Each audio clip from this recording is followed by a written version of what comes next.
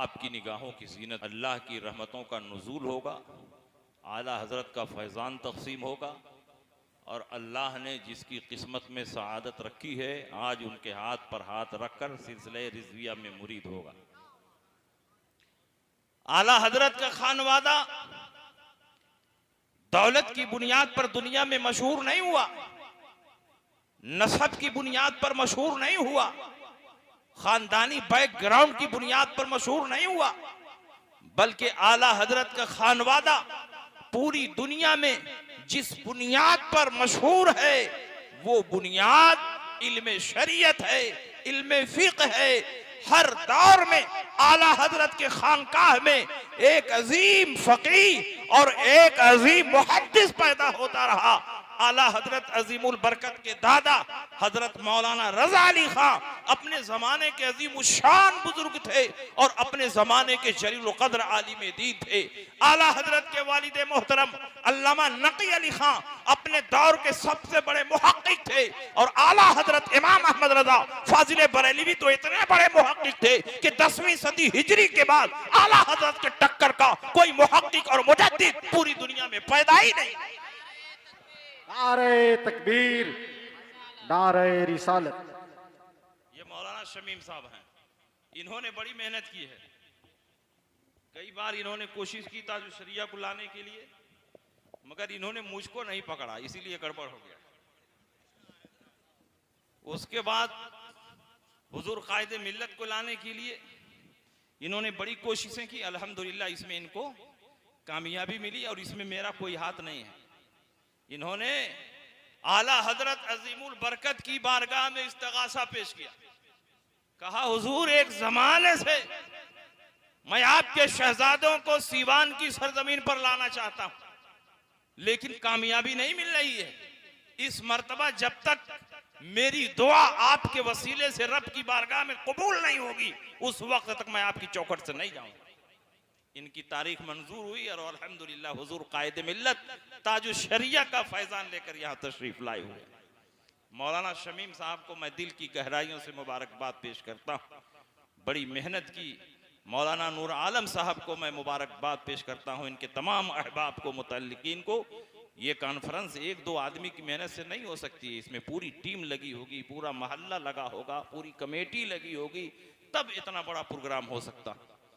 आला हजरत अजीमुल बरकत अपने इल्म की बुनियाद पर पहचाने गए और अल्लाह रब्बुल इज्जत जिसे इल्म फिक्र देता है उसे दुनिया में मुमताज कर देता है। और हर आदमी को फिक्र की दौलत नहीं मिलती है, हर आदमी को इल्म शरीयत नहीं मिलता है। अल्लाह रब्बुल इज्जत जिससे राजी होता है, जिसके साथ खैर कसीर का इरादा फरमाता है, उसे दीन में फकीह बना देता है। इसीलिए नबी अकरम सल्लल्लाहु अलैहि वसल्लम ने इरशाद फरमाया, मैं युरिदिल्लाहु बिही खैरन युफक्किहु फिद्दीन। अल्लाह रब्बुल इज्जत जिसके साथ खैर कसीर का इरादा फरमाता है उसे दीन में फकीह बना देता है। नबी ये नहीं फरमाते हैं कि जिसके साथ खैर कसीर का इरादा फरमाता है उसे अहले हदीस बना देता है, ये नहीं फरमाते हैं, उसे दीन में फकीह बना देता है। कुरान अजीम में अल्लाह ने फरमाया, फलौला नफर मिन कुल्लि फिरक़तिन मिनहुम ताइफ़तुन लियतफ़क़्क़हू फ़िद्दीन। क्यों नहीं ऐसा होता कि हर जमात से कुछ लोग निकले और वो दीन में फकीह बनकर लौटे। ये नहीं फरमा रहा है अल्लाह कि वो अहले हदीस बनकर लौटे, दीन में फकीह बनकर लौटे। मुहद्दिस होना ये इल्म का पहला जीना है और फकीह होना ये इल्म का आखिरी जीना है। जो मुहद्दिस होगा जरूरी नहीं कि वो फकीह हो, और जो फकीह होगा जरूरी है कि इल्म हदीस पर उसकी गहरी नजर। आला हजरत अजीमुल बरकत अपने दौर के बेमिसाल फकीह भी थे, बेमिसाल मुहद्दिस भी थे। और अगर ये जुमला मैं बोल दूं कि आला हजरत अपने जमाने में इमाम आजम अबू हनीफा के नायबे मुतलक और मजहर कामिल थे तो ये बात गलत नहीं होगी, क्योंकि आला हजरत इमाम अहमद रजा ने जिस तहकीक के साथ फिक़ही मसाइल को बयान फरमाया है और फिक़्ह हनफी की जो आपने तहक़ीक़ फरमाई है और इमाम आज़म अबू हनीफा के मसलक पर जो मजबूती और इस्तेहकाम आपने जाहिर फरमाया है वो आप ही का हिस्सा है। पूरी जिंदगी आला हजरत इमाम अहमद रजा इमाम आज़म अबू हनीफा के मसले पर डटे रहे और किसी भी मसले में एक इंच भी आला हजरत ने इमाम आज़म अबू हनीफा से इन्हिराफ नहीं फरमाया। ये उनकी शान है। इसीलिए उलमाए अरब ने फरमाया आला हजरत की बाज तहरीरों और बाज फतवों को पढ़ने के बाद वल्लाहि लौ रआहा अबू हनीफतन नोमान लअक़र्रत ऐना वलजअलहु मिन जुमलतिल असहाब। खुदा की कसम इमाम अहमद रजा ने इन कागजात में और इन तहरीरों में वो इल्म जाहिर फरमाया है कि अगर अबू हनीफा देखते उनकी आंखें ठंडी हो जाती और आला हजरत इमाम अहमद रजा को अपने शागिर्दों में जगह देते।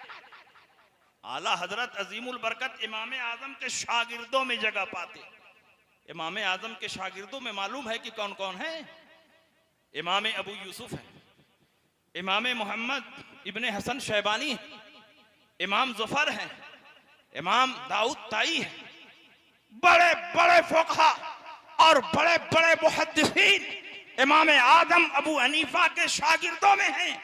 और इमाम शाफ़ी जो 4 इमामों में से एक हैं, उनसे पूछा गया कि अबू हनीफा का क्या मकाम है, उनके इल्म की क्या हैसियत है, तो हजरत इमाम शाफ़ी रहमतुल्लाह अलैह ने फरमाया अन्नासु अयालुन फिल फ़िक़्ह अला अबी हनीफा मन लम यंज़ुर फ़ी कुतुबी लम यतफ़क़्क़ह फ़िद्दीन व लम यतबाहर। इमाम आज़म अबू हनीफा फ़िक़्ह के मामले में सारे फ़ुक़हा के बाप हैं और सारे फ़ुक़हा इमाम आज़म की औलाद हैं। सारे फ़ुक़हा इमाम आज़म की तरबियत से फ़क़ीह बने हैं और इमाम आज़म किसी की तरबियत से नहीं बल्कि अल्लाह की इनायत से फ़क़ीह बने। इमाम शाफ़ी फरमाते हैं कि जब तक मैंने उनकी किताबों को पढ़ा नहीं उस वक्त तक न मैं फ़क़ीह बन सका न मुतबहिर आलिम दीन बन सका। अगर तुम चाहते हो कि फ़क़ीह बनो मुतबहिर आलिम दीन बनो तो इमाम आज़म अबू हनीफा और उनके शागिर्दों की किताबें पढ़नी पड़ेगी। ये शान है इमाम आज़म अबू हनीफा की। इमाम आज़म अबू हनीफा किसी मामूली मौलवी का नाम नहीं है, अल्लाह की आयतों में से एक आयत का नाम है, नबी के मोजज़ात में से एक मोजज़े का नाम है और अली की करामतों में से एक जिंदा करामत का नाम इमाम आज़म अबू हनीफा। जब हजरत अली कूफे के अमीरुल मोमिनीन थे और आपका दारुल खिलाफा कूफा था तो हजरत इमाम आज़म अबू हनीफा के दादा उनका नाम भी नोमान था और इमाम आज़म अबू हनीफा का नाम भी नोमान है। याद रखिए ये नोमान इब्ने साबित है और हजरत इमाम आज़म के जो बाप हैं वो साबित इब्ने नोमान। इमाम आज़म के दादा का नाम भी नोमान था। जब हजरत अली करमल्लाहु ताला वजहुल करीम कूफा तशरीफ ले गए, अमीरुल मोमिनीन बने, कूफा को दारुल खिलाफा बनाया तो आपके दादा हुसूल बरकत के लिए हजरत अली की खिदमत में हाजिर होते एक मर्तबा हजरत इमाम आज़म के दादा इमाम आज़म के वालिद को अपनी गोद में लेकर हजरत अली की बारगाह में पहुंचे और कहा हुजूर इस बच्चे को दुआ कर दें।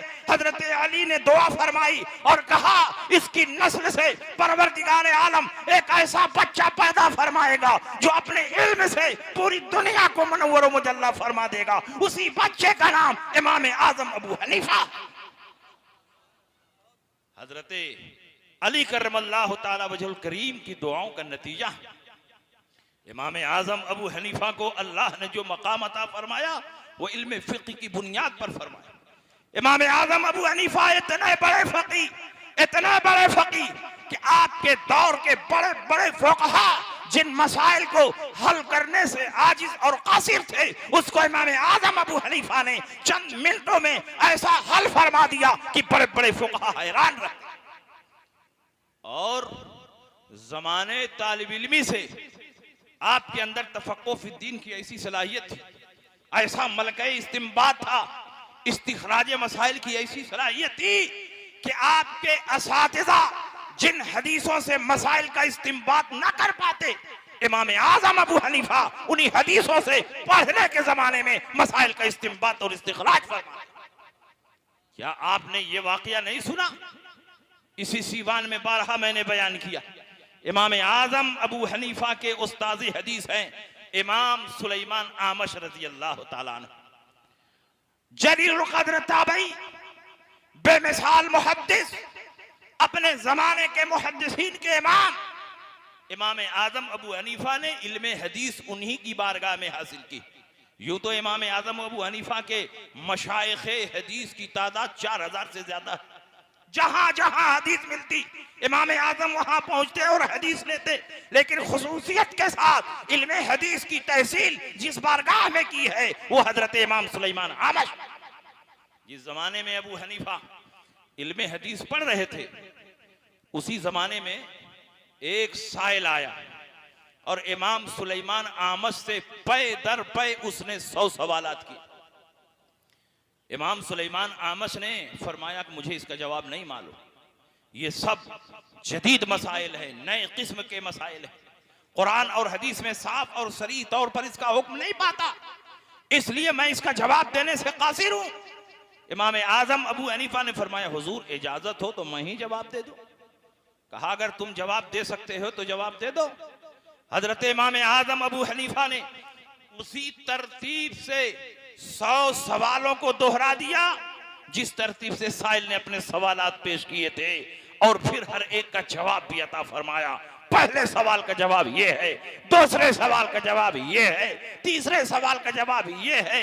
आपके उस्ताद इमाम सुलेमान आमश हैरत से चेहरा देख रहे हैं। 100 सवालों का जवाब इमाम आजम अबू हनीफा ने अता फरमा दिया।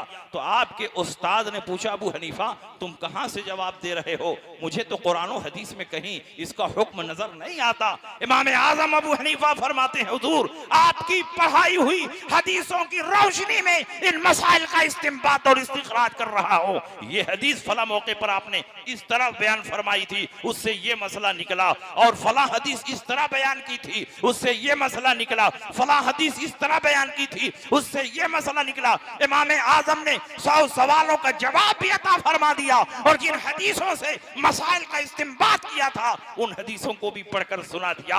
आपके उस्ताद ने आज के गैर मुकल्लिदीन की तरह ये नहीं फरमाया अबू हनीफा तुम दिमाग से मसला निकाल रहे हो, तुम कयास से मसला बता रहे हो, बल्कि आपके उस्ताद इमाम सुलेमान आमश ने फरमाया या माशरल फुक़हा अंतुमुल अतिब्बा व नहनु सयादिला व अंत अय्युहर रजुल अखज़्त बिकिलत तरफ़ैन। ऐ फुक़हा की जमात तुम लोग डॉक्टर और हकीम हो और हम मुहद्दिसीन मेडिकल स्टोर वाले हैं। हमारे पास दवाएं हैं, ये नहीं मालूम कौन सी दवा किस मर्ज में काम आएगी, किस दवा का क्या साइड इफेक्ट है, किस दवा का क्या नुकसान है।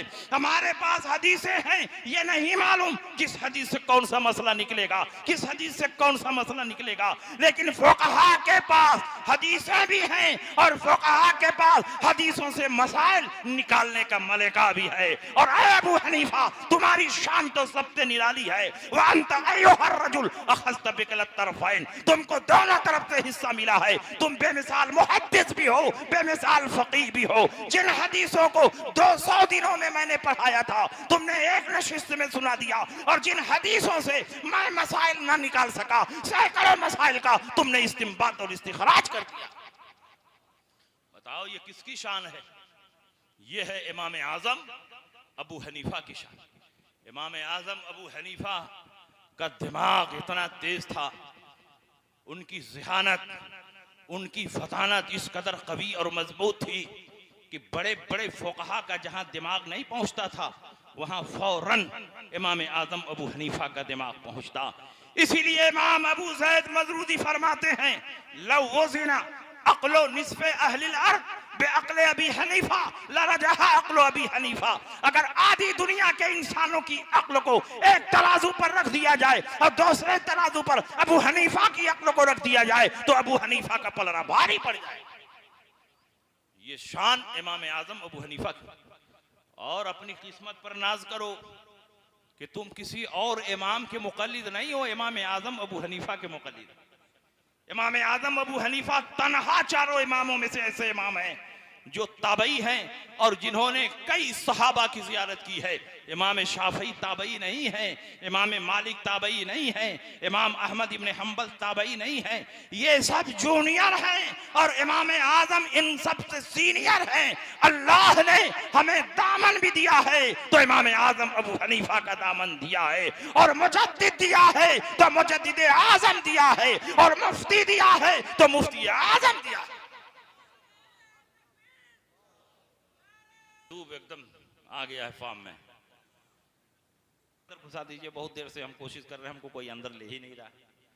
मैं को एक अल्लाह के वली से मुलाकात करवाते हैं, मैं इसको अंदर कराया। मैं कहा तुम जहां जाओ वहीं तुम मिल जाते हो। एक मतलब ट्रेन में कहीं जा रहा था, वहां मिल गया। मैं कहा टिकट लिए? कहा नहीं टिकट नहीं लिए।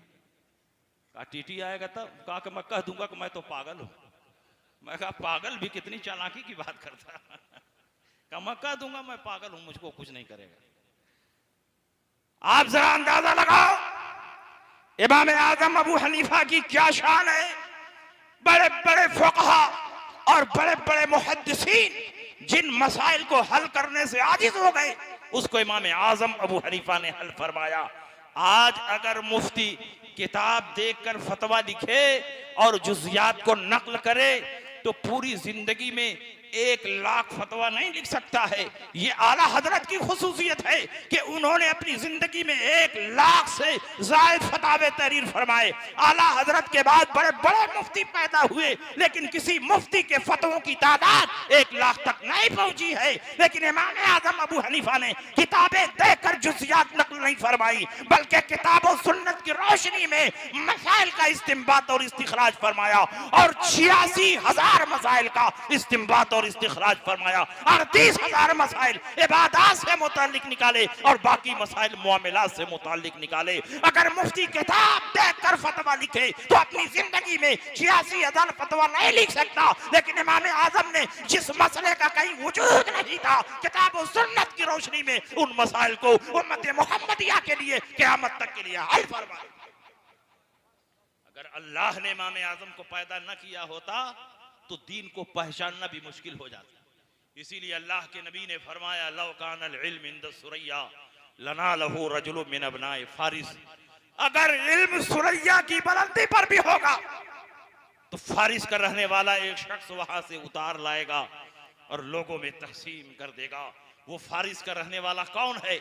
वो अजमी कौन है? वो कोई और नहीं, हमारे इमाम आजम अबू हनीफा हैं। इसीलिए इब्ने हजर अस्कलानी, इमाम कस्तलानी, इमाम बदरुद्दीन ऐनी ने फरमाया कद बशर नबी सल्लल्लाहु अलैहि वसल्लम बिल इमाम अबी हनीफा। इस हदीस में रसूल पाक ने किसी और की बशारत नहीं दी है, बल्कि इमाम आजम अबू हनीफा की बशारत। ये उनका इल्म था, ये उनका मकाम था। हजरत इमाम आजम अबू हनीफा इतने बड़े आलिम थे, इतने बड़े आलिम थे कि उस दौर के बड़े बड़े फुक़हा और मुहद्दिसीन जिन मसाइल में हैरान हो जाते, इमाम आजम अबू हनीफा उसका हल बताते हुए नजर आते।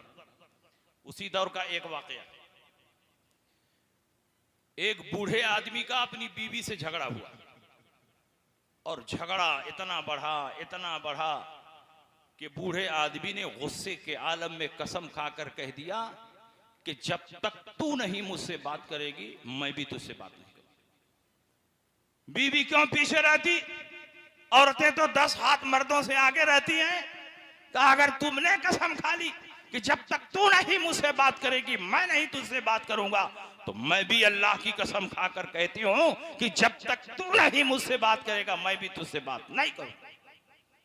अब दोनों मियां बीवी कसम खाए हैं। कुछ देर के बाद जब गुस्सा ठंडा हुआ तो मियां ने सोचा कि काम कैसे चलेगा, एक दूसरे से हम बात नहीं करेंगे तो जिंदगी कैसे गुजरेगी। सोचा किसी बड़े मुफ्ती और आलिम से मसला पूछना चाहिए कि आखिर मेरा क्या हुक्म है, कैसे मैं अपनी बीवी से कलाम करूं।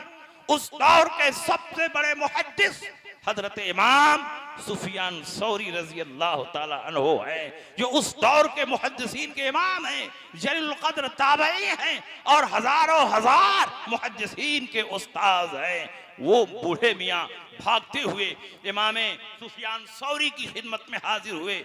कहा हुजूर बड़ा गजब हो गया, मेरा अपनी बीवी से झगड़ा हुआ और गुस्से के आलम में मैंने कसम खा ली कि जब तक तू नहीं मुझसे बात करेगी मैं तुझसे बात नहीं करूंगा। और मेरे कसम खाने के बाद मेरी बीवी ने भी यही कसम खा ली कि जब तक तू नहीं मुझसे बात करेगा मैं भी तुझसे बात नहीं करूंगी। हुजूर बताएं मेरा क्या हुक्म है, अब मैं क्या करूं? मैं अपनी बीवी से बात किए बगैर रह नहीं सकता। हजरत इमाम सुफयान सौरी ने फरमाया, जाओ अपनी बीवी से बात करो और कसम का कफ्फारा अदा कर दो, 10 मिस्कीन को भरपेट दोनों टाइम खाना खिला दो। वो आ रहा था, रास्ते में सोचा कि इमाम आजम अबू हनीफा का भी बड़ा नाम है, नौजवान आलिम है, जरा उनसे पूछूं वो क्या जवाब देते हैं। इमाम आजम की खिदमत में हाजिर हुआ, उसने कहा हुजूर मैंने गुस्से के आलम में ये कसम खा ली कि जब तक तू नहीं मुझसे बात करेगी मैं नहीं बात करूंगा, और मेरी बीवी ने भी यही कसम खा लिया, अब मैं क्या करूं? तो इमाम आजम ने फरमाया, जाओ अपनी बीवी से बात करो और कसम का कफारा देने की कोई जरूरत नहीं।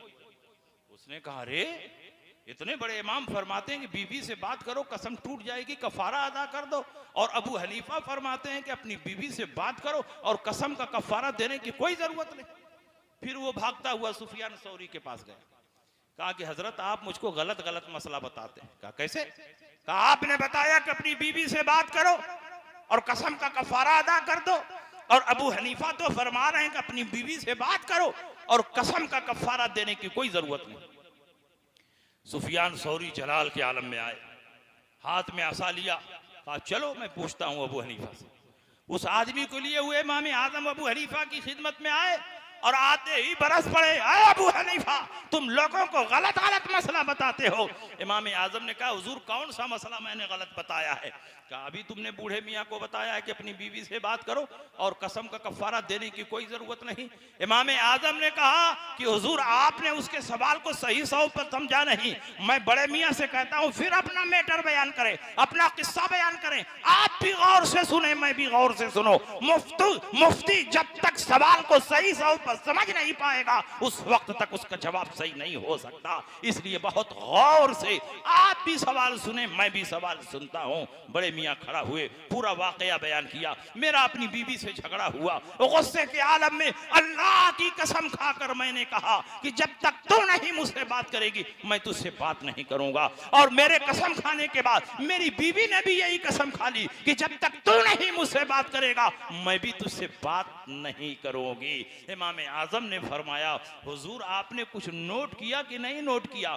शौहर के कसम खाने के बाद बीबी कह रही है कि जब तक तू नहीं मुझसे बात करेगा मैं भी तुझसे बात नहीं करूंगी। तो बीवी ने तो बात कर लिया, जब कसम खा रही है तो शौहर से खिताब करते हुए कसम खा रही है, शौहर से कलाम करते हुए कसम खा रही है, बीवी की तरफ से कलाम करना पा गया। अब शौहर कलाम करेगा तो कसम नहीं टूटेगी, जब कसम नहीं टूटेगी तो कसम का कफारा क्यों देना पड़ेगा? इमाम सुफियान सौरी ने फरमाया कसम है अबू हनीफा जहां तेरा दिमाग फौरन पहुंचता है हम लोगों का दिमाग 2 साल में भी नहीं पहुंचता। आप जरा अंदाजा लगाओ इल्म का क्या मकाम। इसीलिए इमाम आजम अबू हनीफा अपने इल्म की बुनियाद पर नवाजे गए। बड़े बड़े सादात इमाम आजम अबू हनीफा के इल्म को बोसा देते थे। आला हजरत सയ്यिद नहीं थे, लेकिन बड़े बड़े सादात आला हजरत के इल्म की बुनियाद पर आला हजरत को बोसा देते थे। तो इल्म एक ऐसी चीज है कि आदमी को बाअज़मत बना देती है, और जब आदमी साहिब इल्म होता है तो बड़े बड़े सादात उसके इल्म की ताज़ीम करते हैं और उसके हाथों को बोसा देते हैं। इमाम आजम अबू हनीफा के बारे में बहुत मशहूर था कि वो कयास बहुत करते हैं। आज के गैर मुकल्लिदीन भी यही प्रचार करते हैं कि अबू हनीफा ने हदीस से नहीं सारे मसले कयास से हल किए हैं, जबकि इमाम आजम का एक भी मसला ऐसा नहीं है जो किताब और सुन्नत के खिलाफ हो। पूरे हिंदुस्तान के गैर मुकल्लिदीन को मेरा खुला हुआ चैलेंज है, इमाम आजम का एक मसला ऐसा बताएं जो किताब और सुन्नत के खिलाफ हो तो मैं खत्ते गुलामी लिखवाने के लिए तैयार हूं। इमाम आजम का हर मसला किताब और सुन्नत से साबित है, चाहे सराहतुन नस्स से हो, चाहे इशारतुन नस्स से हो, चाहे इबारतुन नस्स से हो, चाहे इक्तिदाउन नस्स से हो, किसी न किसी हैसियत से किताब और सुन्नत से इमाम आजम का हर मसला साबित है। इमाम आजम अबू हनीफा के जमाने के बहुत बड़े इमाम हैं, हजरत इमाम बाकिर रजी अल्लाह ताला। ये इमाम बाकिर कौन है मालूम है? इमाम जाफर सादिक के वालिद और इमाम ज़ैनुल आबिदीन के बेटे। और इमाम ज़ैनुल आबिदीन कौन है? ये हजरत इमाम हुसैन के बेटे। इमाम ज़ैनुल आबिदीन भी करबला में थे, मगर इमाम आज़म ने उनको मैदान जंग में जाने नहीं दिया और उनको अपना जानशीन बनाया, और उन्हीं से सादात का सिलसिला चल रहा है। आपको मैं बताऊं, इमाम बाकिर इतने बड़े इमाम हैं और इमाम आज़म अबू हनीफा की कैसी कदर कर रहे हैं। जब इमाम आज़म अबू हनीफा मक्का मुकर्रमा हज के लिए हाजिर हुए और इत्तला मिली कि इमाम बाकिर भी तशरीफ लाए हुए हैं, तो सोचा खानदान अहले बैत से हैं, चलूं उनकी जियारत कर लूं, उनसे मुसाफा कर लूं, उनसे बरकत हासिल कर लूं। इमाम आज़म अबू हनीफा इमाम बाकिर की खिदमत में पहुंचे, उनको सलाम किया, उनकी दस्तबोसी फरमाई, और आपके शागिर्द अमीरुल मोमिनीन फिल हदीस अब्दुल्ला इब्न मुबारक ने तारुफ करवाया कि ये फकीह इराक अबू हनीफा। इतना कहना था कि इमाम बाकिर के चेहरे पर गैज़ो गज़ब के आसार नुमाया हो गए। इमाम बाकिर ने फरमाया, तुम ही अबू हनीफा हो जो अपने कयास से रसूल पाक की हदीसों को रद्द कर देते हो। इमाम आज़म ने फरमाया, हुजूर क्या कोई मुसलमान अपने कयास से रसूल पाक की हदीसों को रद्द कर सकता? हुजूर को रिपोर्ट गलत मिली है, हुजूर तक खबर गलत पहुंची है। इमाम आज़म अबू हनीफा ने फरमाया, ऐसा हो ही नहीं सकता कि अबू हनीफा अक्ल की बुनियाद पर रसूल पाक की हदीसों को रद्द कर दे। अबू हनीफा का मसलक तो यह है कि ज़ईफ से ज़ईफ हदीस भी जब तक मिलती रहेगी, हदीस मुरसल भी मिलती रहेगी, तो अबू हनीफा कयास नहीं करेगा, हदीस ज़ईफ पर अमल करेगा। ये तन्हा अबू हनीफा का मसलक है कि जब तक हदीस ज़ईफ मौजूद है, हदीस ज़ईफ के होते हुए अबू हनीफा कयास पर अमल नहीं करेगा। हदीस कहकहा उसकी जिंदा मिसाल है। नमाज में कोई कहकहा लगाकर हंस दे तो उसका वजू भी टूट जाएगा और नमाज भी टूट जाएगी। नमाज का टूटना तो समझ में आता है ना, लेकिन कहकहा लगाने से वजू का टूटना समझ में नहीं आता। यह खिलाफे कयास है। अगर कहकहा लगाने से वजू टूटता तो नमाज के बाहर भी तो टूट जाता। लेकिन एक हदीस ज़ईफ में आ गया, अला मन ज़हिक मिनकुम कहकहतन फलयुइदिल वज़ू वस्सलात जमीआ। आगाह हो जाओ, तुम में से जिसने कहकहा लगाकर हंस दिया वो फिर से नमाज भी पढ़े और फिर से वजू बनाए। और चूंकि यह हदीस सलाते मुतलका के बारे में वारिद हुई है, इसलिए रुकू और सजदे वाली नमाज में जब भी कोई इंसान कहकहा लगाकर हंसेगा तो उसकी नमाज भी फासिद होगी और उसका वजू भी टूट जाएगा। सारे इमाम कहते हैं कि यहाँ सिर्फ नमाज टूटेगी, वजू नहीं टूटेगा। लेकिन तन्हा मेरा इमाम है जो हदीस पर इतनी मजबूती से अमल करता है कि अगर जो ये हदीस ज़ईफ है, लेकिन अबू हनीफा फरमाते हैं हदीस तो है, इसलिए जब तक हदीस मिल रही है अबू हनीफा अपने कयास पर अमल नहीं करेंगे। हजरत इमाम बाकिर की खिदमत में पहुंचे तो इमाम बाकिर ने पहले तो नाराजगी जाहिर की कि तुम कयास से रसूल पाक की हदीसों को रद्द कर देते हो। कहा नहीं हुजूर, ये बात बिल्कुल गलत है। कहा तुम्हारे बारे में ये रिपोर्ट मिल रही है? कहा ये बिल्कुल गलत है। हुजूर अगर इजाजत दें तो कुछ मसला पूछना चाहता। इमाम बाकिर ने कहा पूछो, क्या पूछना चाहते हो? इमाम आज़म अबू हनीफा ने पूछा, हुजूर नमाज अफजल है कि रोजा? इमाम बाकिर ने फरमाया कि नमाज अफजल है।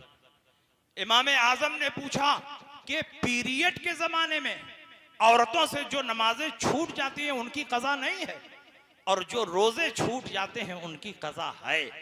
आप फरमा रहे हैं नमाज रोजे से अफजल है, तो अगर मैं कयास से फतवा देता, अक्ल से फतवा देता, तो ये फतवा देता कि नमाज की कज़ा भी बदर्जे औला हो, क्योंकि जब रोजों की कज़ा हो रही है और नमाज उससे अफजल है तो उसकी भी कज़ा होनी चाहिए। लेकिन मैं कयास से फतवा नहीं देता। मेरे सामने हजरत उम्मे सलमा की हदीस है, हजरत आयशा की हदीस है। ये हजरात फरमाती हैं कि जब हमें हैज आता और नमाजें छूटती तो रसूल पाक उन नमाजों की कज़ा का हुक्म नहीं देते, और जब रोजे छूटते तो रसूल पाक रोजों की कज़ा का हुक्म देते।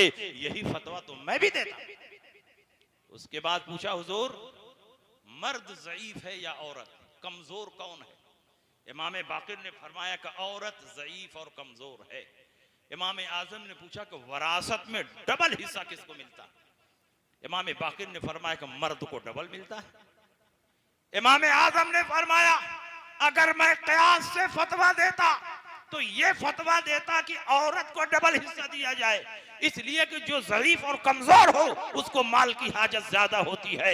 लेकिन मैं क़यास की बुनियाद पर फतवा नहीं देता, मैं कुरान की बुनियाद पर फतवा देता हूं। और कुरान में अल्लाह फरमाता है वलिज़्ज़करि मिस्लु हज़्ज़िल उन्सयैन, एक मुज़क्कर को दो मुअन्नस के बराबर दिया जाएगा, एक मेल को दो फीमेल के बराबर दिया जाएगा। और वही फतवा मैं भी देता हूं। इतना सुनना था कि इमाम बाक़िर खुशी से उछल उठे, खड़े हुए, इमाम आज़म की पेशानी को बोसा दिया और कहा ए अबू हनीफा मुबारक हो, जब तक तेरे जैसा इमाम इस धरती पर मौजूद है कोई रसूल पाक की हदीसों को बदल नहीं सकता, कोई रसूल पाक की हदीसों में हेरा फेरी नहीं कर सकता।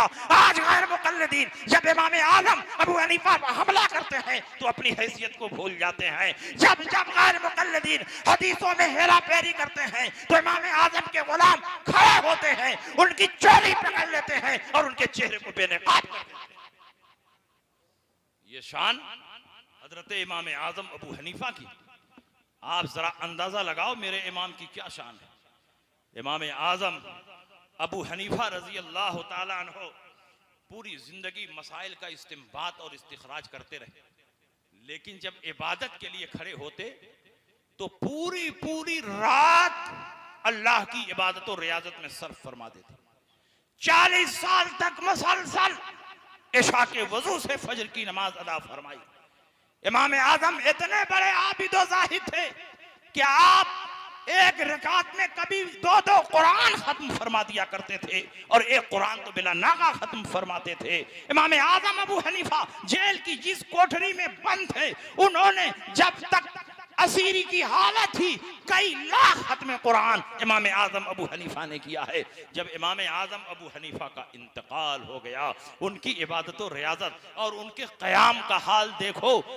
आपके पड़ोसी के बेटे ने अपने बाप से पूछा या अबते ऐन तआमतुल्लती कुन्तु अराहा बिल्लैल अला सक़फ़े अबी हनीफा, अब्बा जान अबू हनीफा के छत पर जो सतून रोजाना रात को नजर आता था आज वो सतून नजर नहीं आ रहा है।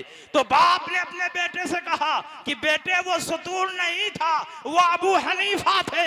इतना लंबा क़याम करते थे कि देखने वाला यह समझता था कि छत पर एक खंबा खड़ा है, रात को नजर आता है और दिन में गायब हो जाता है। कल ही अबू हनीफा का इंतकाल हो गया और उनको कब्र में दफन कर दिया गया, इसलिए आज की रात तुमने अबू हनीफा को नहीं देखा। ये शान है इमाम आज़म अबू हनीफा।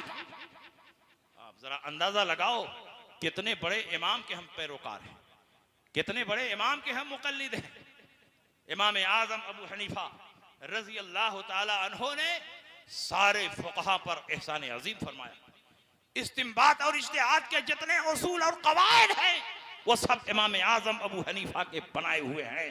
जब दो हदीसों में टकराव और तारुज़ हो तो उन हदीसों को कैसे मुंतबिक किया जाए, उनके दरमियान कैसे तत्बीक दी जाए, इसके उसूल और कवायद भी इमाम आज़म के बनाए हुए हैं। इमाम आज़म ही फरमाते हैं कि जब दो हदीस आपस में टकराए तो देखो कौन हदीस सही है कौन हदीस हसन है। अगर सही और हसन में तारुज़ हो तो सही पर अमल किया जाएगा और हसन को छोड़ दिया जाएगा। अगर दोनों हदीस सही हो तो देखो कौन सही लिज़ात ही है कौन सही लिग़ैर ही है। जो लिज़ात ही हो उस पर अमल किया जाएगा, जो लिग़ैर ही हो उसको तर्क कर दिया जाएगा। इमाम आज़म अबू हनीफा ने एक दो नहीं सैकड़ों कानून और ज़ाब्ते वज़ा किए और सुबह क़यामत तक जितने फुक़हा पैदा होंगे इमाम आज़म के बनाए हुए कायदों की रोशनी में मसाइल का इस्तिंबात और इस्तिखराज करेंगे। इसलिए जब तक मसाइल निकाले जाएंगे उसका सवाब यहाँ उस फ़क़ीह को मिलेगा जिसने मसला निकाला है, उस अजीम फ़क़ीह को भी मिलेगा जिसने मसाइल की इस्तिंबात के उसूल और क़वाइद।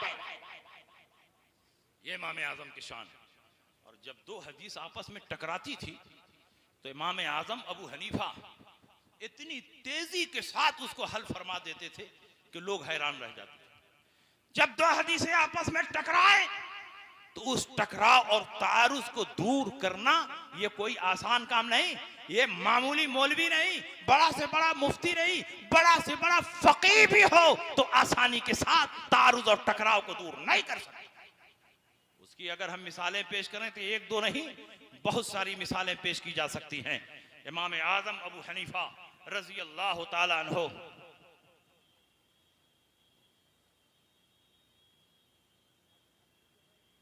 इमाम आजम अबू हनीफा की इल्म फिक्र की क्या मकाम है।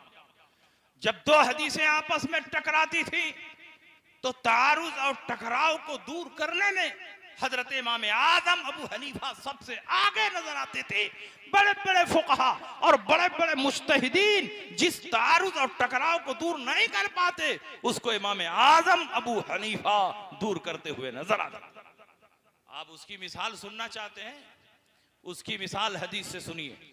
रसूल पाक सय्यद आलम सल्लल्लाहु ताला अलैहि वसल्लम की बारगाह में एक सहाबी हाजिर हुए और उन्होंने पूछा, या रसूल अल्लाह, रोजे की हालत में अपनी बीवी से मुबाशरत जायज है कि नाजायज।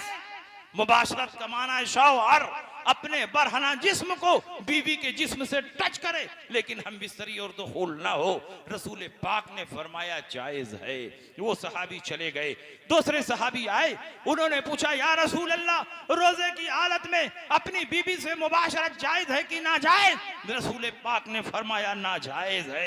मैं आपसे पूछना चाहता हूँ, सवाल एक है, सवाल की पोजीशन एक है, सवाल की नौयत एक है, लेकिन जवाब दो तरह का इरशाद हो रहा है। पहले सहाबी के सवाल के जवाब में नबी फरमाते हैं मुबाशरत जायज है और दूसरे सहाबी के सवाल के जवाब में नबी फरमाते हैं मुबाशरत नाजायज है। इस दौर का बड़ा से बड़ा मुहक्किक भी होगा तो दोनों हदीसों के टकराव को दूर नहीं कर सकता, लेकिन जिस मसले को कोई नहीं हल कर सकता उसको इमाम आजम अबू हनीफा हल फरमाते हैं। जब इमाम आजम से पूछा गया, हुजूर आप क्या फरमाते हैं, एक हदीस में बताया जा रहा है कि मुबाशरत जायज है, दूसरी हदीस में बताया जा रहा है मुबाशरत नाजायज है।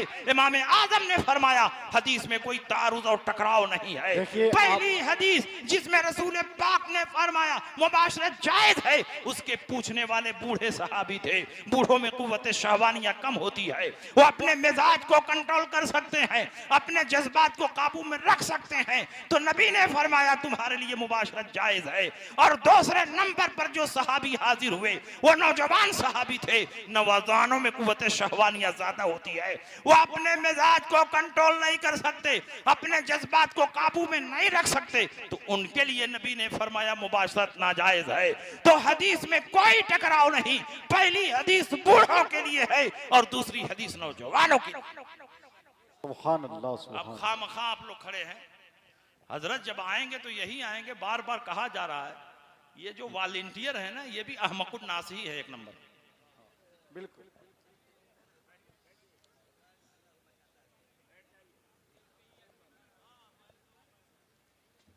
झूठ मूठ का हल्ला मचाते हुए आ गया, सबको डिस्टर्ब कर।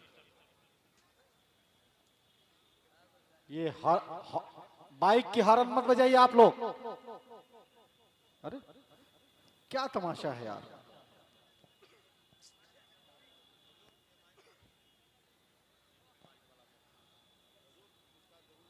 देख स्टेज तक आने दे, हजरत को आने दें, आने दें। की मेहनत है। अल्लामा शमीम अख्तर साहब क़िबला अलीमी, आपके सेक्रेटरी सलाहुद्दीन परवेज साहब और दिगर आपके तमाम असातिज़ा जिनकी कोशिश से ये हुजूर मुफ्ती शमशाद अहमद मिसबाही साहब क़िबला के वसीले से ये मुमकिन हो पाया है। मुझे खौफ है कि हम जज्बात में कुछ एक्स्ट्रा रिएक्ट करेंगे जिसकी वजह से हम मुस्तकबिल में ऐसी नेमतों से महरूम रहेंगे। बुजुर्गों की आमद हो तो हमको अपने जज्बात पे काबू रखना है और अपने सर की आंखों से दीदार करना है अपने सरकारों का। कोई अभी मुसाफा नहीं करेगा, बिल्कुल साइड हो जा। उलमा से भी हम हाथ जोड़ रहे हैं। हजरत को यहाँ पे जो नशिस्त है हजरत की खिदमत के लिए, उस नशिस्त पे तशरीफ लाने दें। आंखों से ज़ियारत करें, आप आंखों से मुसाफा करें। कोई मुसाफा नहीं करेगा, प्लीज आप इस बात को कबूल करें। और ये जो आपके हाथ में मोबाइल है भाई, इसको रख दीजिए। जिस बात से आप अकीदत पेश कर रहे हैं उससे तकलीफ होती है, ये नहीं दिखे, नहीं दिखे।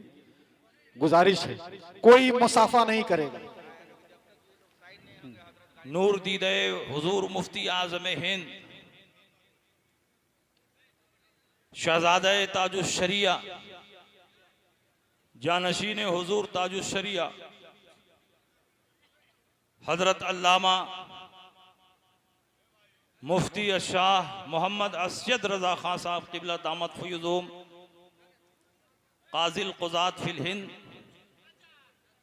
हमारे और आपके दरमियान आला हजरत अज़ीमुल बरकत का रूहानी और इल्मी फैज़ान तक़सीम करने के लिए तशरीफ़ लाए हुए। अब आप जिस कदर मतानत, संजीदगी और अदब का माहौल पेश करेंगे उतना ही ज्यादा आला हजरत के फैज़ से महसूस होंगे। इसलिए आप लोग बिल्कुल अफरा तफरी का माहौल ना बनाएं। मैं अर्ज ये कर रहा था, लड़के चलो बैठिए, बैठ जाइए, वहीं पर जगह मिले बैठ जाइए। का मोबाइल तोड़ दीजिए, बार बार मना करने के बावजूद ही नहीं माने। जितने वीडियोग्राफी कर रहे हैं मोबाइल तोड़ दीजिए उनका। मैंने अपनी तकरीर में बताया कि इमाम आजम अबू हनीफा अपने दौर के सबसे बड़े फकीह, ऐसे फकीह की क़यामत तक जितने फुक़हा पैदा होंगे सब इमाम आजम अबू हनीफा की तरबियत से फकीह बनेंगे। इसलिए इमाम शाफी ने फरमाया अन्नासु फिल फ़िक़्ह अयालो अबी हनीफा, क़यामत तक जितने फुक़हा पैदा होंगे सब फ़िक़्ह के मामले में इमाम आजम की औलाद हैं और इमाम आजम सबके बाप हैं। जिसने उनकी किताबों को पढ़ा नहीं न फ़क़ीह बन सकता है न मुतबहिर आलिम दीन बन सकता। और याद रखिए इमाम आजम अबू हनीफा का नायबे मुतलक और मजहरे कामिल बनकर आला हजरत इमाम अहमद रजा बरेली की सरजमीन पर पैदा हुए। फिक़्हे हनफी के सैकड़ों मसाइल पर इमाम अहमद रजा ने जिस शान की तहकीक पेश की है, आपसे पहले और आपके बाद पैदा होने वाले फुक़हा ऐसी तहकीक पेश करने से आजिज और कासिर हैं। इसीलिए मैं कहता हूँ 10वीं सदी हिजरी के बाद पूरी दुनिया में इमाम अहमद रजा के टक्कर का न कोई मुजद्दिद पैदा हुआ है, न कोई मुहद्दिस पैदा हुआ है, न कोई फकीह पैदा हुआ है।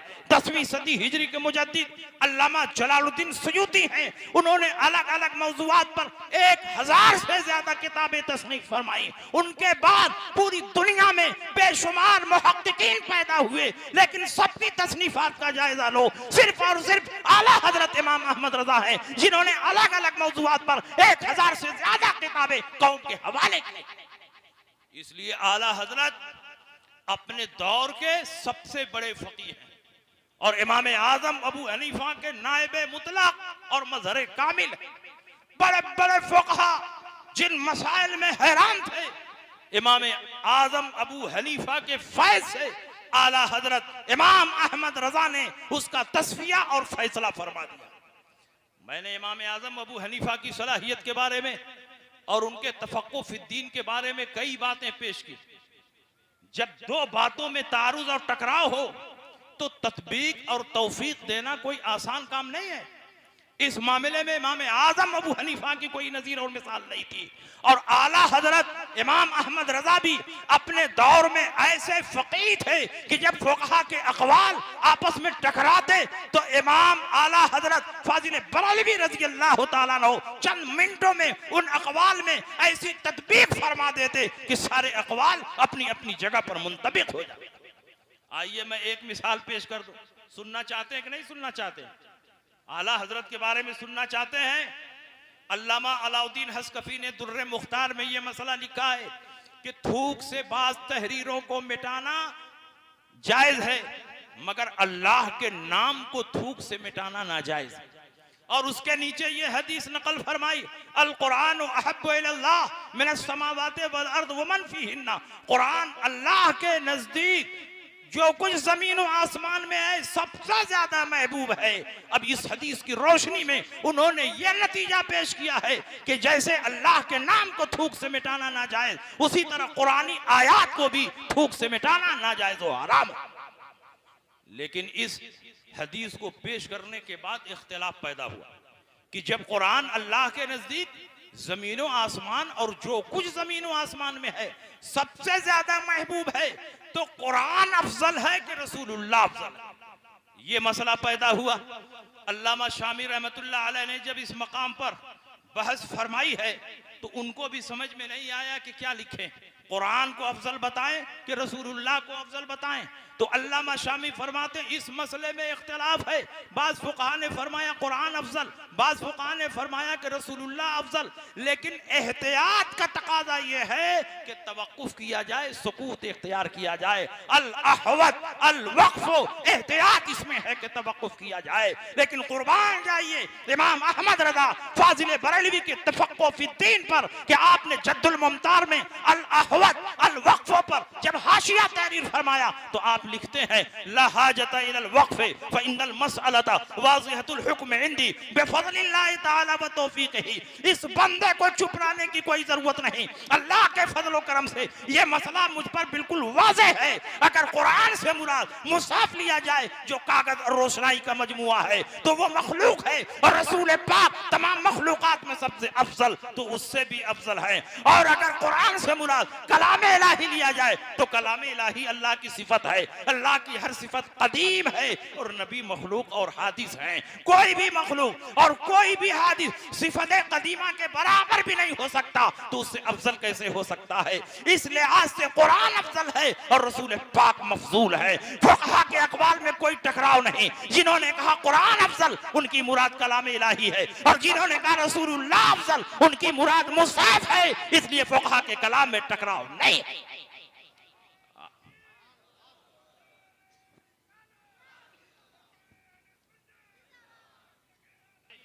आला हजरत का एहसान अजीम है कि आला हजरत ने हमारे दीन और ईमान की हिफाजत फरमाई। आज हम हिंदुस्तान की सरजमीन पर अगर सुन्नी है तो आला हजरत इमाम अहमद रजा की तहकीकात और उनकी तजदीदी कारनामों की बुनियाद पर सुन्नी है।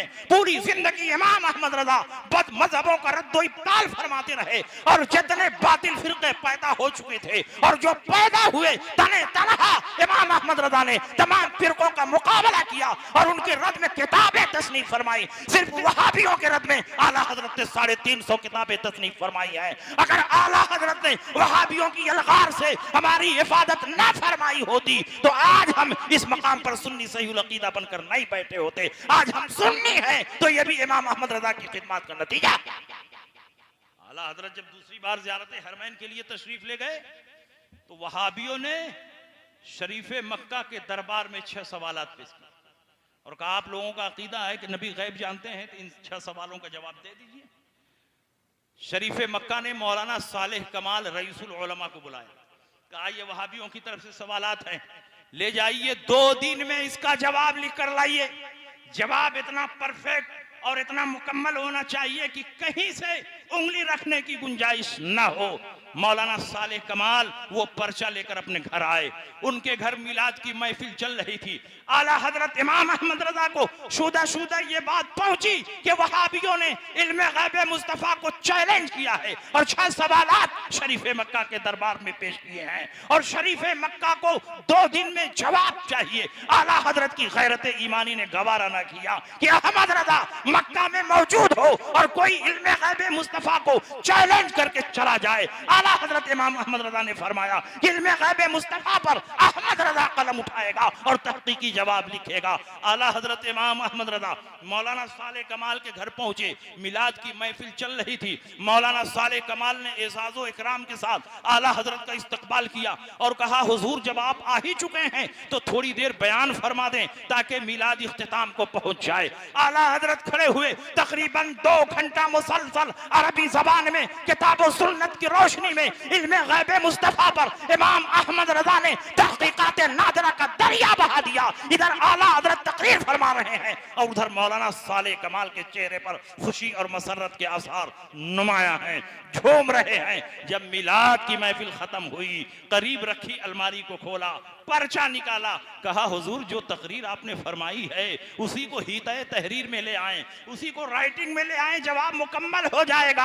आला हजरत इमाम अहमद रजा ने कहा कि जब इस मौजू पर लिखा जाएगा पूरी तहकीक के साथ लिखा जाएगा। उन्होंने कहा हुजूर इतना टाइम नहीं है, 2 दिन में शरीफ मक्का के दरबार में किताब पेश करनी है। इमाम अहमद रजा ने फरमाया अहमद रजा के लिए 2 दिन बहुत है। चंद घंटों में अहमद रजा इल्मे गैब मुस्तफा पर एक ऐसी शाहकार किताब लिख देगा कि सुबह क़यामत तक वहाबी उसका जवाब नहीं दे पाएंगे। आला हजरत इमाम अहमद रजा अल्लाह के फजलो करम पर भरोसा करके वो सवालनामा लेकर अपनी क़यामगाह पर आए। आला हजरत कोई मामूली मौलवी नहीं थे, अपने दौर के मरजाए उलमा थे, मरजाए फतवा थे, मरजाए तकवा थे। हर वक्त उलमा के झुरमुट में रहते। कोई हदीस की इजाजत, कोई फिक्र की इजाजत, कोई दुआ तावीज़, कोई मसाइल पूछ रहा है। कब फुर्सत मिले कि आला हजरत किताब लिखें। उसी में बुखार आ गया, बुखार की शिद्दत में है और थोड़ा थोड़ा वक्त निकाल कर आला हजरत किताब लिखना शुरू फरमाते हैं।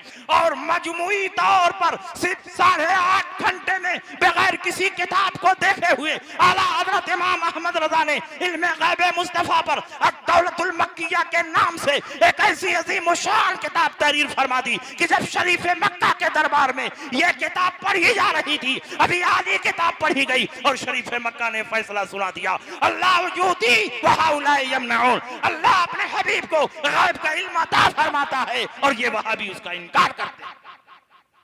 ये शान है आला हजरत इमाम अहमद रजा फाजिल बरेलवी की। आला हजरत से पूछा गया, हुजूर किताबों की तरफ मुराजात किए बगैर सिर्फ 8.5 घंटे में आपने अद-दौलतुल मक्किया तसनीफ फरमा दी। आला हजरत ये नहीं फरमाते हैं ये मेरी सलाहियत का कमाल है, ये मेरे दिमाग का कमाल है, बल्कि आला हजरत अपनी खिदमात को गौसे पाक की तरफ मुहव्वल फरमाते थे। गौसे पाक की मोहब्बत में इमाम अहमद रजा इस तरह डूबे हुए थे कि अपने हर कमाल को गौसे पाक का कमाल बताते थे। आला हजरत इमाम अहमद रजा फरमाते हैं कि इसमें मेरा कमाल नहीं, गौसे पाक का कमाल है। जब मैं किताब लिख रहा था ऐसा महसूस हो रहा था कि गौसे पाक की रूहानियत मेरे पुश्त पर सवार है। क्या जब है जिस पे हिमायत का हो पंजा तेरा, शेर को खतरे में लाता नहीं कुत्ता तेरा। मैं किताब लिख रहा था और गौसे पाक रहनुमाई फरमा रहे थे। अहमद रजा इस दलील को भी लिखो, इस आयत को भी लिखो, इस हदीस को भी लिखो। अद-दौलतुल मक्किया सिर्फ अहमद रजा की किताब नहीं, गौसे पाक की जिंदा करामत है। और जिस तरह नबियों के मोजज़ात का मुकाबला नहीं हो सकता, उसी तरह वलियों की करामतों का भी मुकाबला नहीं हो सकता। इसीलिए कल भी यह किताब लाजवाब थी और आज भी यह किताब लाजवाब है और सुबह क़यामत तक लाजवाब रहेगी। ये आला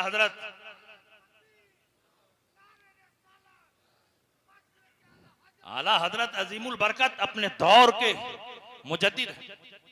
और जो मुजद्दिद होता है अपने जमाने के वलियों का सरदार होता है। ये मैं नहीं कहता, मुजद्दिद अल-फिसानी ने अपने मकतूबात के दफ्तर 2 में लिखा, जो मुजद्दिद होता है वो अपने जमाने के वलियों का सरदार होता है। और आला हजरत बिल इत्तेफाक 14वीं सदी हिजरी के मुजद्दिद हैं। इसका मतलब आला हजरत सिर्फ मुजद्दिद नहीं, अपने जमाने के वलियों के सरदार भी।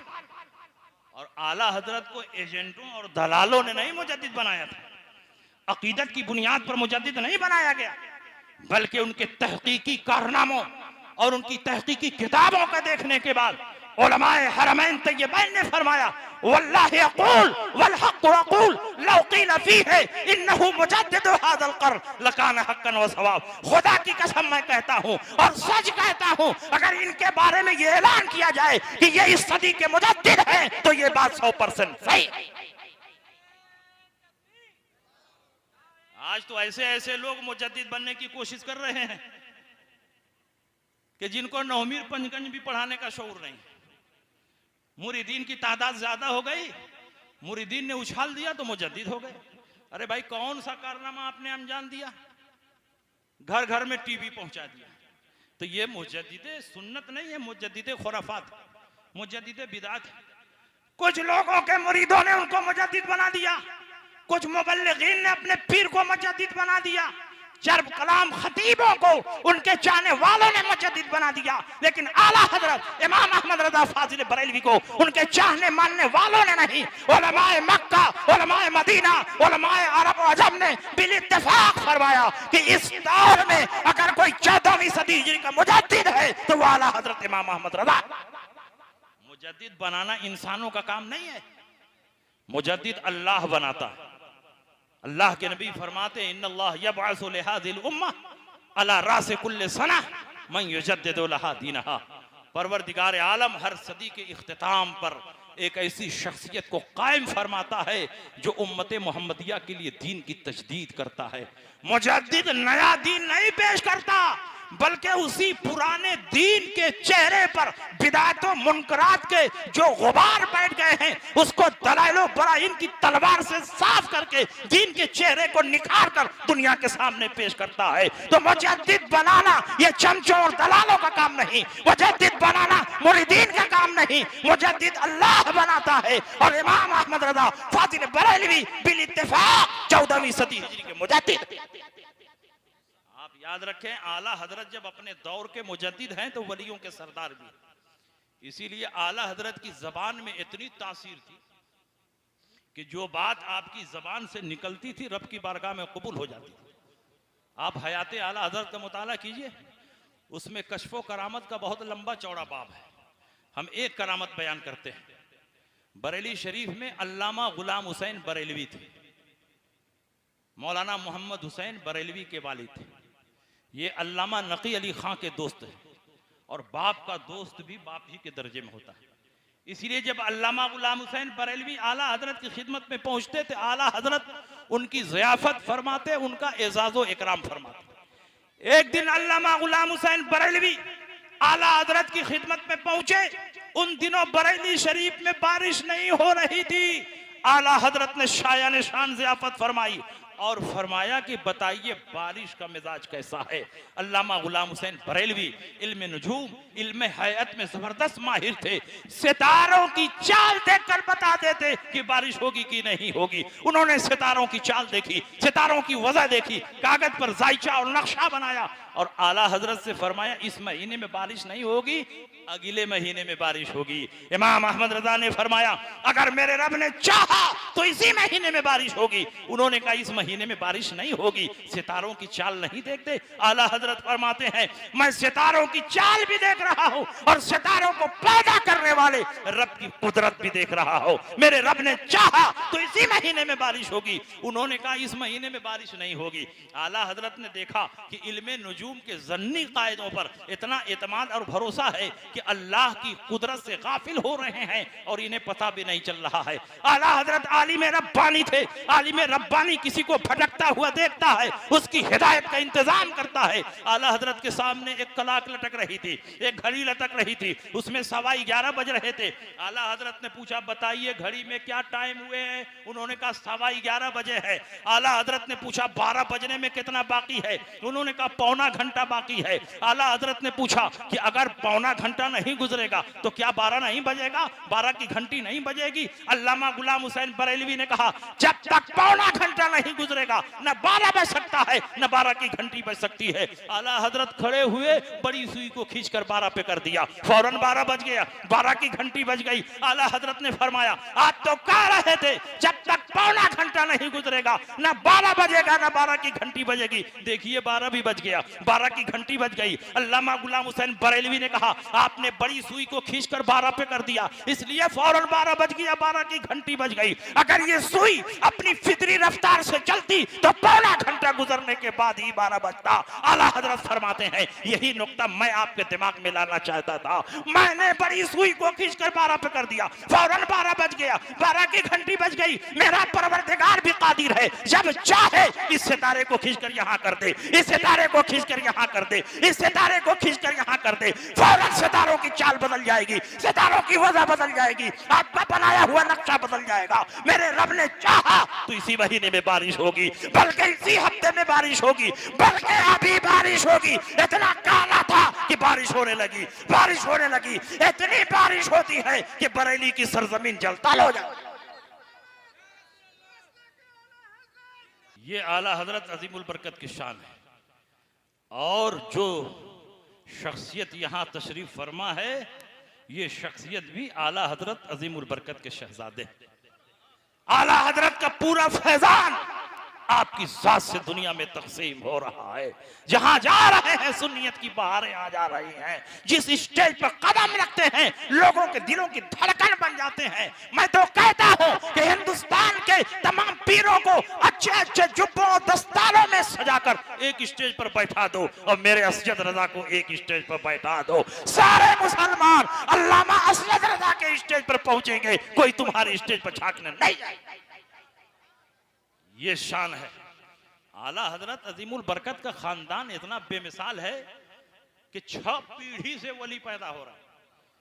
आला हजरत के परदादा वली, आला हजरत के दादा इमाम रजा अली खां अली, आला हजरत के वालिद अल्लामा नकी अली खां वली, आला हजरत खुल वली नहीं है, अपने जमाने के वलियों के सरदार आला हजरत के 2 शहजादे मुफ्ती आजम हुजूर हुज्जतुल इस्लाम दोनों वली, और मुफ्ती आजम की गोद में एक खूबसूरत और नन्हा बच्चा पल रहा था जिसको मुफ्ती आजम बार बार चूमते थे, पेशानी को बोसा देते थे। जो चलता था तो मुफ्ती आजम के तकवा की नजीर बन जाता था, जब बोलता था तो मुफ्ती आजम के जुमले झड़ते थे। उसी को दुनिया ने ताजुश शरिया के नाम से जाना और पहचाना। ताजुश शरिया भी अपने जमाने के वली कामिल हैं, मुर्शिदे बरहक हैं, आलिम रब्बानी हैं, जिनको तुम मुजद्दिद बनाकर पेश कर रहे हो, जिनको तुम इस दौर का मुजद्दिद साबित करना चाहते हो। मेरे ताजुश शरिया की जूती के बराबर भी उनकी हैसियत नहीं है, लेकिन ताजुश शरिया ने अपने आप को मुजद्दिद नहीं कहा,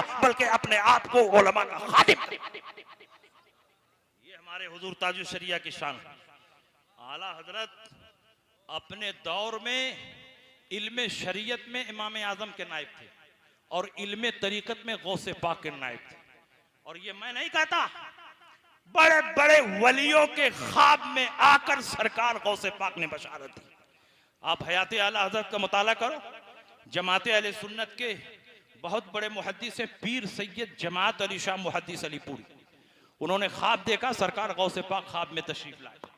मुहद्दिस साहब ने पूछा, हुजूर इस वक्त हिंदुस्तान में आपका नायब कौन है? सरकार गौसे पाक ने फरमाया, मौलाना अहमद रजा खां बरेलवी। जब आला हजरत की रूहानियत और आला हजरत की करामत में और इजाफा हो गया तो पीर सैयद मोहम्मद शरकपुरी ने ख्वाब में देखा, सरकार गौसे पाक तशरीफ लाए। पूछा, हुजूर इस वक्त पूरी दुनिया में आपका नायब कौन है? सरकार गौसे पाक ने फरमाया, इस वक्त पूरी दुनिया में मेरा नायब मौलाना अहमद रजा खां बरेलवी है। उनके दिल में आला हजरत और बरेली की ऐसी अजमत पैदा हुई, वो शरकपुर से भागते हुए बरेली आए, आला हजरत के बैठक में गए, गोया आला हजरत उन्हीं का इंतजार कर रहे हैं। आला हजरत को सलाम किया, मुसाफा किया, आला हजरत के हाथ को बोसा दिया। आला हजरत ने पलटकर उनके हाथ को बोसा दिया। उन्होंने कहा, हुजूर मैंने अपना तारुफ नहीं करवाया, मैंने अपना नाम नहीं बताया, मैंने आपके हाथ को बोसा दिया, ये तो समझ में आ रहा है, लेकिन आपने मेरे हाथ को क्यों बोसा दिया? इमाम अहमद रजा की विलायत देखो। इमाम अहमद रजा फरमाते हैं, जो सरकार गौसे पाक को ख्वाब में देखकर आ रहा हो, वो इस लायक है कि उसके हाथ को नहीं, उसके पांव को भी बोसा दिया जाए, इसलिए मैंने तुम्हारे हाथ को बोसा दिया। चंद दिन आला हजरत के मेहमान रहे, और जो आला हजरत का मेहमान बनता जिंदगी भर के लिए आला हजरत की मोहब्बत का असीर बन जाता। जो लोग कहते हैं आला हजरत बहुत सख्त थे, बहुत सख्त थे, आला हजरत की सारी सख्ती बदमज़हबों के लिए, आला हजरत की सारी सख्ती दीन के मुनकिरीन के लिए, लेकिन अपने सुन्नी भाइयों के लिए आला हजरत रहमो करम का पैकर थे। ऐसी ज़ियाफत फरमाते, ऐसी तवाज़ो जाहिर फरमाते कि लोग शर्मिंदगी महसूस करते, अपने आप को कमतर महसूस करते। जब अल्लामा शरकपुरी पलटकर शरकपुर गए, एक मजमे से खिताब करते हुए कहा, ऐ लोगो, मैं खुशनसीब हूँ, बरेली से आ रहा हूँ, आला हजरत इमाम अहमद रजा से मिलकर आ रहा हूँ, और मैंने देखा उनकी बारगाह में पर्दा पड़ा हुआ है, और पर्दे के पीछे रसूल पाक सैयद आलम सल्लल्लाहु अलैहि वसल्लम तशरीफ फरमा है, और जो रसूल पाक फरमा रहे हैं वही अहमद रजा लिख रहे हैं, वही अहमद रजा बोल रहे हैं। जबान अहमद रजा की है, लेकिन बातें रसूलुल्लाह। ये शान आला हजरत इमाम अहमद रजा की। और आला हजरत जिस तरह रब की बारगाह में मकबूल हुए, आला हजरत का सिलसिला भी रब की बारगाह में मकबूल है। इसलिए सिलसिला रिजविया को कोई कमतर ना समझे। सिलसिला रिजविया रब की बारगाह में मकबूल हो चुका है। अगर इसकी मकबूलियत की दलील सुनना चाहते हो तो सुनो, मेरी तकरीर आखिरी मरहले में चल रही है। यह भी हयात आला हजरत में लिखा हुआ है। मुंशी लताफत हुसैन मुरादाबादी, एक गैर मुकल्लिद से उनकी बहस हुई, बहुत देर तक गैर मुकल्लिद को समझाते रहे, लेकिन गैर मुकल्लिद समझने के लिए तैयार नहीं हुआ। अब मेरा भी अपना तजुर्बा यह है कि गैर मुकल्लिदीन को समझाना और बैल को समझाना बिल्कुल बराबर है। समझाते रहे, समझने के लिए तैयार नहीं हुआ। तो इन्होंने कहा लगता है मैं समझा नहीं पा रहा हूं या ये समझ नहीं रहा। मुंशी लताफत हुसैन मुरादाबादी ने कहा अगर मैं नहीं समझा पा रहा हूं तो मेरे साथ तुम बरेली चलो, आने जाने का टिकट खर्च मैं दे दूंगा। आला हजरत इमाम अहमद रजा तुम्हारे सारे सवालों का जवाब दे देंगे। उस गैर मुकल्लिद ने बहुत हिकारत आमेज अंदाज में कहा मैं बरेली नहीं जाऊंगा, मैं मौलवी अहमद रजा के पास नहीं जाऊंगा। लेकिन जब रात को सोया तो ख्वाब देखता है, एक दरिया के किनारे खड़ा है, दरिया पार करना है, दरिया पार करने के लिए कश्ती नहीं है। देर तक हैरान परेशान रहा। कुछ देर के बाद एक कश्ती आई, 2 आदमी उस पर सवार थे, इस पार से उस पार जाने लगे। इसने भी आवाज लगाई अरे भाई मुझको भी कश्ती में बैठा लो, मुझे भी उस पार जाना है। उन्होंने कहा हम तुमको नहीं बैठा सकते इसलिए कि तुम नजिस और नापाक। जब सुबह हुई तो कहता है क्यों मुझको नजिस और नापाक कहा? मैं तो बहुत बड़ा मुवहिद हूं, यहां तक कि मैं गौस को नहीं मानता, ख्वाजा को नहीं मानता, इसको नहीं मानता, उसको नहीं मानता, फिर भी मुझको क्यों नजिस और नापाक कहा? 1 हफ्ता उसी फिक्र में गुजर गया। एक दिन और सो रहा है और रात को ख्वाब देखता है। एक शहर है, अजीमुशान शहर, दुल्हन की तरह उसको सजा दिया गया है। शहर में दाखिल होने के लिए एक अजीमुशान गेट है और गेट पर 2 दरबान खड़े हैं और मुसलमानों की लंबी कतार, लंबी लाइन लगी हुई है और एक एक करके मुसलमान गेट पर जा रहे हैं और वो दरबान कुछ मांगते हैं, देखते हैं और अंदर दाखिल कर देते हैं। ये गैर मुकल्लिद भी लाइन में खड़ा हो गया। जब दरबान के पास पहुंचा तो दरबान ने कहा तुम चिट्ठी लाए हो? कहा कैसी चिट्ठी? कहा जो चिट्ठी लाया है वही अंदर जाएगा, जो चिट्ठी नहीं लाया है वो अंदर नहीं जाएगा। कहा अंदर क्या है कि लोग भीड़ लगाए हुए हैं? कहा अंदर रसूल पाक का दरबार लगा हुआ है और लोग रसूल पाक के दरबार में हाजिरी देने के लिए जा रहे हैं, लेकिन उसके लिए चिट्ठी जरूरी है। कहा मेरे पास तो चिट्ठी नहीं है लेकिन मैं रसूलुल्लाह के दरबार में जाऊंगा। कहा नहीं जा सकते? कहा नहीं मैं जाऊंगा। कहा देखो मुझसे बहस न करो, अंदर से आर्डर है, जिसके पास चिट्ठी नहीं है वो अंदर नहीं जा सकता। कहा नहीं मैं तो जाऊंगा।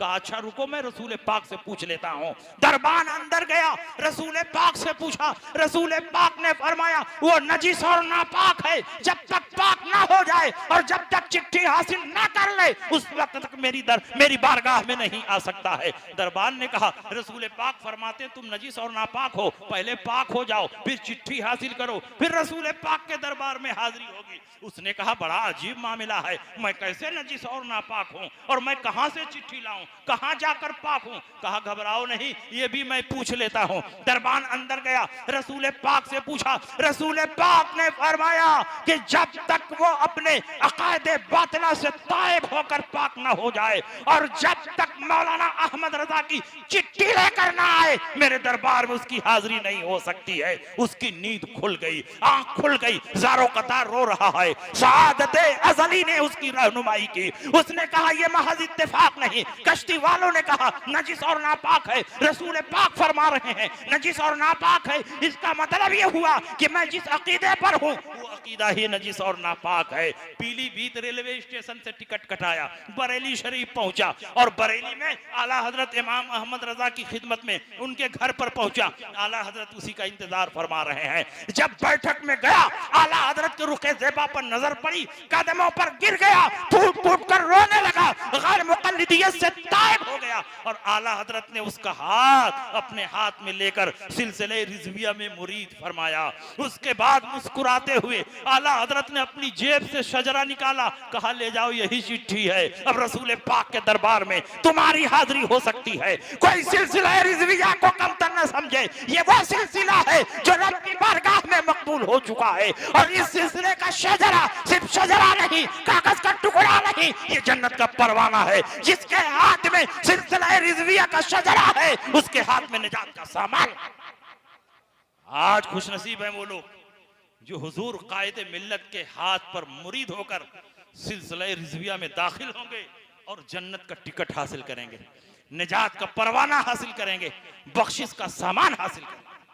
बातें बहुत है कहने के लिए, लेकिन हुजूर कायदे मिल्लत की जबान से भी कुछ सुनना जरूरी है, क्योंकि इनकी जबान से जो कीमती अल्फाज निकलेंगे, जो कलिमात निकलेंगे वो किताबों में नहीं मिलेंगे। इनके पास इल्मे सीना, आला हजरत से मुफ्ती आजम से ताजुल शरिया से मुफ्ती असजद रजा तक इल्म मुंतकिल हो गया है। किताबों में पढ़कर तुम वो इल्म पेश नहीं कर सकते जो इल्म सीना में है। आज इसी स्टेज से इनके नूरानी कलेमात से अल्हम्दुलिल्लाह हम वो अल्फाज और वो कलेमात सुनेंगे कि जिंदगी के आखिरी लम्हे तक वो हमारे ईमान की हिफाजत के लिए काफी हो। बात समझ में आ रही है कि नहीं समझ में आ रही? एक आखिरी बात सुन लीजिए, मैं उलमा से खास तौर पर मुतवज्जे हूं। आज उलमा वहाबियों के रद्दो इब्ताल से अपनी जबान क्यों पीछे हटाते हैं? जहां रद्दो इब्ताल की जरूरत पड़ती है वहां क्यों अपने आप को पीछे हटा लेते हैं? इस दौर में जबकि वहाबियत तेजी के साथ बढ़ रही है, जरूरत है कि हर आलिम रद्द वहाबिया का फरीजा अंजाम दे। और सिर्फ रद्द वहाबिया नहीं, रद्द शियत, रद्द रफजियत, रद्द सुले कुल्लियत में भी हमें आगे बढ़कर हिस्सा लेना चाहिए। और याद रखिए, रद्द करने से हमारी इज्जत कम नहीं होती है। वक्ती तौर पर महसूस होगा कि मुखालफत हो रही है, नजराना कट रहा है, लोग नाराज हो रहे हैं, लेकिन ये वो फरीजा है कि रब की बारगाह में ऐसा मकबूल है कि नमाज रद्द हो सकती है लेकिन रद्द वहाबिया का अमल रब की बारगाह में मकबूल। आला हजरत पूरी जिंदगी रद्द फरमाते रहे। एक वाकया सिर्फ सुन लीजिए, तकरीर खत्म हो जाए।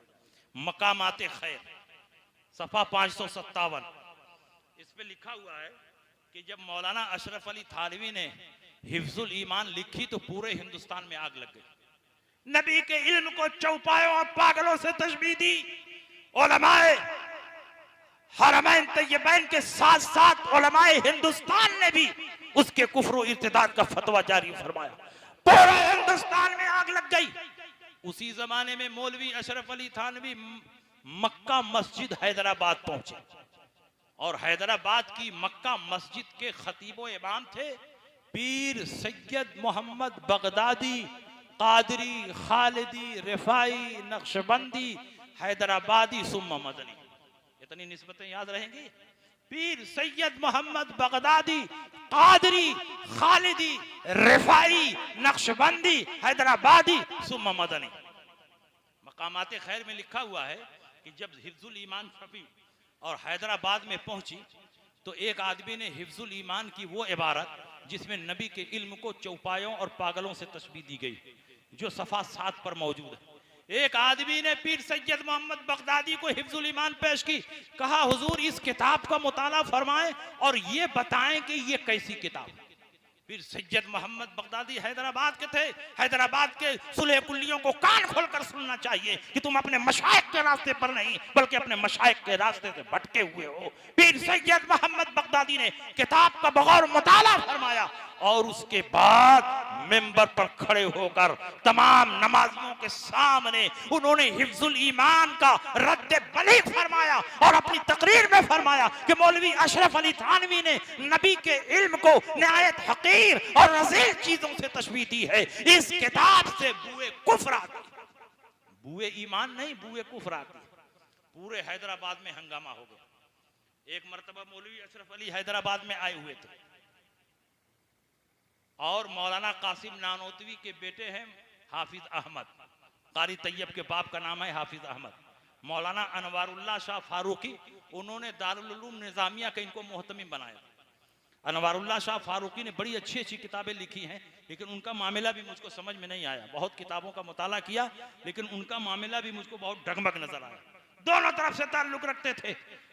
अहमद को उन्होंने अपनी दरसगाह और अपने दारुल उलूम का मोहतमिम बनाया था और कासिम नानोतवी से भी उनके गहरे ताल्लुकात थे।